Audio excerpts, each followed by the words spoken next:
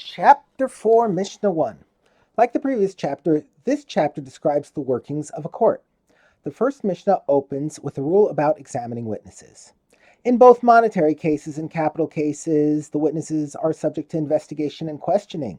As it is stated, there shall be one law for you. Leviticus 24:22.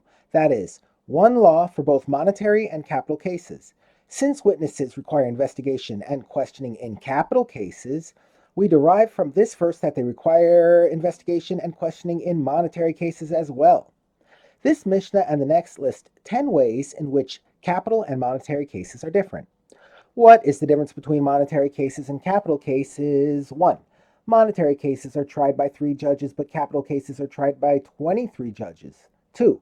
We may begin the discussion of monetary cases either with an argument to the benefit of the defendant or with an argument to his harm. But we begin capital cases only with a statement that is to the benefit of the defendant, and we do not begin with anything that is to his harm. 3. We decide monetary cases with a majority of just one vote, whether it is to the benefit of the defendant or to his harm. But we decide capital cases with a majority of just one vote to the benefit of the defendant, and only with a majority of at least 2 votes if it is to his harm.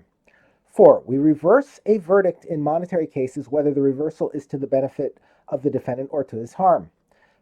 But we reverse a verdict in capital cases only if the reversal is to the benefit of the defendant and not if it is to his harm. 5. In monetary cases, anyone, whether one of the judges or one of the students that sit before them, may argue to the benefit of the defendant or to his harm. But in capital cases, anyone may argue to the benefit of the defendant, but not everyone, rather only the judges, may argue to his harm.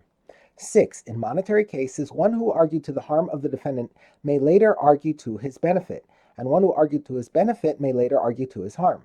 However, in capital cases, one who argued to the harm of the defendant may later argue to his benefit, but one who argued to his benefit may not change his mind and argue to his harm.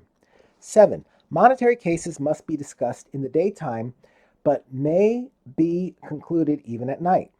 But capital cases must be discussed in the daytime and must be concluded in the daytime.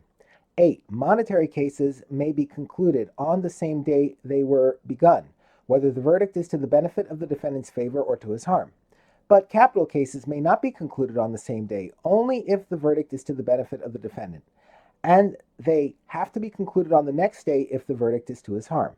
Therefore, we do not judge capital cases on Friday or on the day before Yom Tov, because if the defendant is found guilty, we may not sentence him until the next day, Shabbos or Yom Tov, and it is impossible then to carry out the sentence.